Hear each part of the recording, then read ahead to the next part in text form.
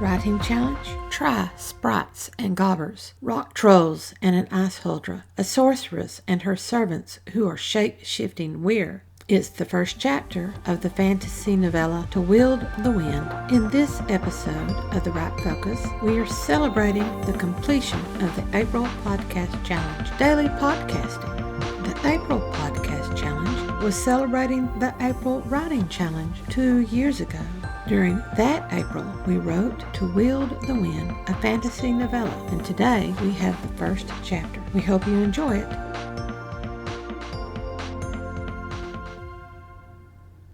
Chapter 1, To Wield the Wind.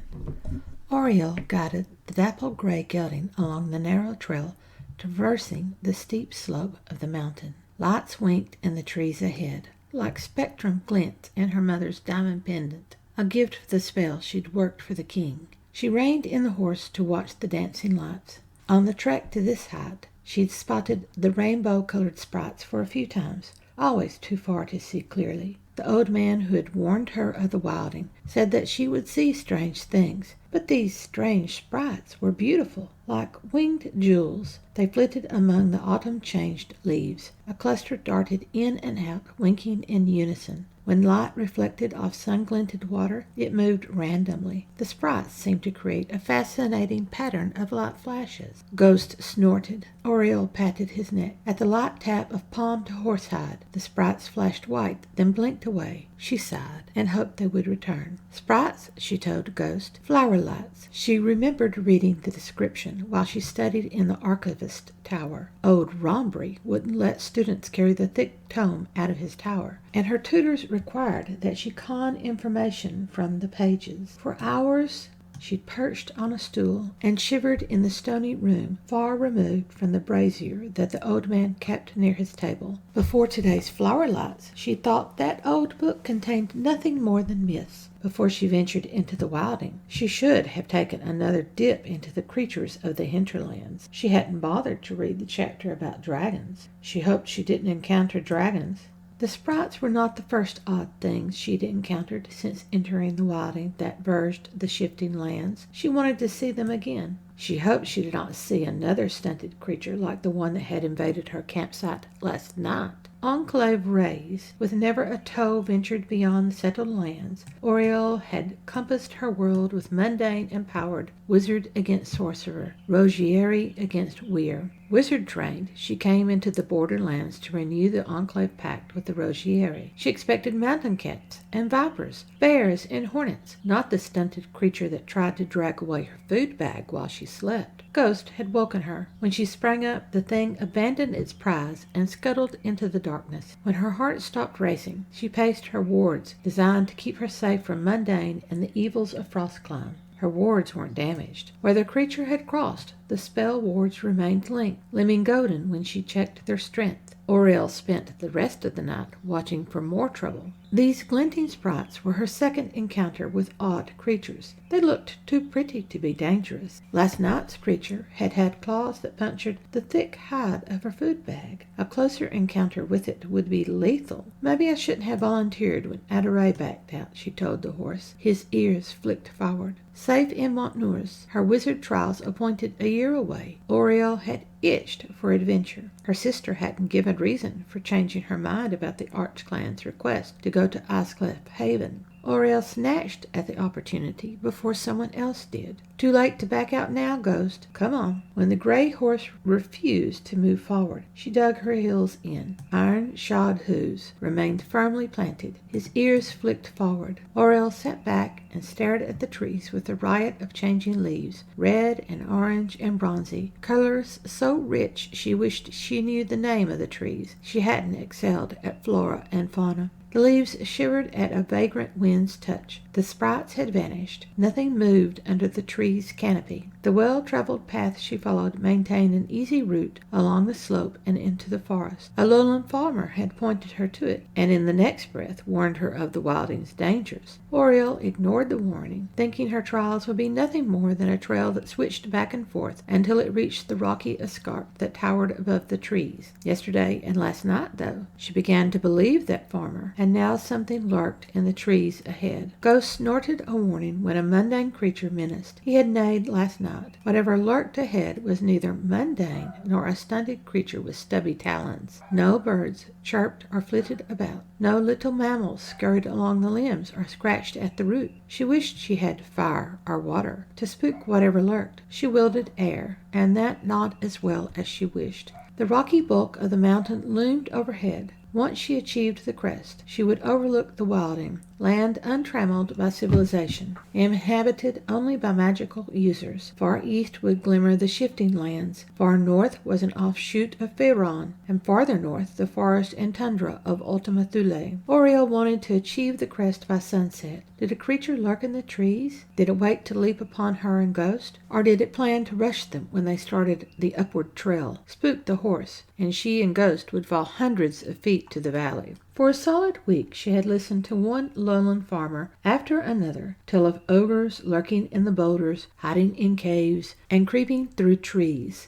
Oriel shivered with the children while the wives bustled about and old folk smoked the ubiquitous puff-pipe, saying aye at dark times in the stories. Now that she'd seen sprites and that stunted creature, she couldn't dismiss those warnings as stories to keep the little ones from wandering off. Ogres, trolls, Wyre? Shape-shifting Wyre, sent by the sorcerers of Frostclimb to block the way to Iceclef Haven? Wyre and sorcerers waiting for Oriel to ride into their trap? Imagination would doom her one day. Trained to alert to sorcery, Ghost had warned her of last night's unnatural creature. Loud noises would also affect him, like the soldiers who had drilled in the well square of the last town of the lowlands. Outcast lurked on the fringes. She hadn't kept her mission to the haven secret. She was a young woman traveling alone. Easy prey, the lawless would think. She had more than enough power for them. Oriel put her heels into Ghost as she clucked. He snorted, but started obediently. A dark shape slunk from one tree trunk to the next. She reined in Ghost. Once again she peered at the shadow-draped trail. Once again she spotted nothing and no one. Stripping off her riding gloves, she tucked them into her saddlebags. Then she started the horse forward. When they passed close to the first tree, his ears flicked. He snorted at the third tree. He balked when the trees surrounded him. She could still see nothing and no one. After peering around, Oriel lifted her hand. Golden magic limned her fingers, both warning and threat. "Come out and play," she offered. She tried to breathe slowly, deeply. A vagrant wind cooled her cheeks. For several breaths nothing moved. Then a tall figure separated from the tree that had hidden his wide shoulders. Even in the shadows, his blonde hair glistened as it fell over his bare shoulders. Slanted eyebrows slashed together over eyes as blue as the sky. His features were sharply boned in a narrow face. A golden pelt covered his broad chest. He wore only leather breeches, with no shirt and no boots on his bare feet, and he stood on his toes. Yellowed claws extended from his fingers. Wyre, partially shifted. Real trouble. Wizardry had little defense against a shifted Wyre. "Good morrow," she told him. He grinned, a flash of white fangs that were sharp and scary. "Playtime!" And he leaped for her. Ghost chose to rear.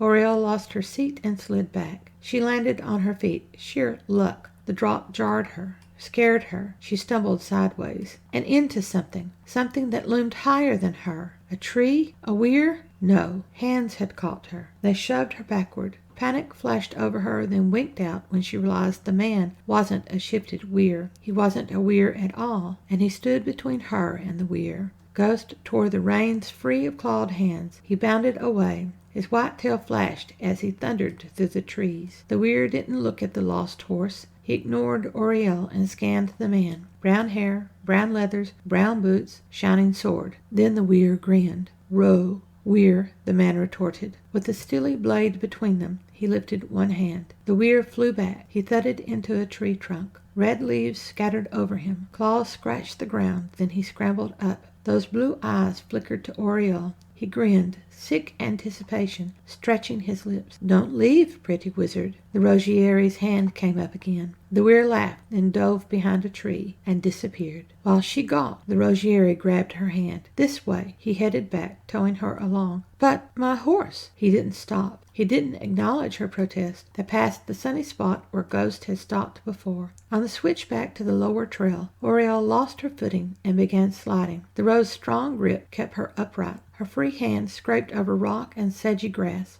The stiff riding boots kept her ankles from rolling off the roots and rocks that skittered under her. When she stumbled again, he kept her from tumbling down the slope, but he used her momentum to leave the well-worn trail. They rushed downward and several feet. Then he tugged her along as he climbed higher and higher. When he stopped, she fetched into him. Oof! She grabbed his arm to steady herself. Sun dazzled her eyes, so she looked down and away. They stood on a thready trail, ribbony compared to the path that she had followed. The trail coursed the mountain's flank. Behind him, grass gave way to boulders. Below them, far below them, the Wyre stood on the wider trail. Clawed hands rested on his hips. The sun gleamed on sweat-slick skin. He grinned. "Come out and play," he shouted her words. Wind whooshed down the slope. It blasted over the Wyre. He tumbled backward down the slope. She nearly came off her feet when the Rosiere jerked her forward. "Don't stop." He didn't, so she couldn't.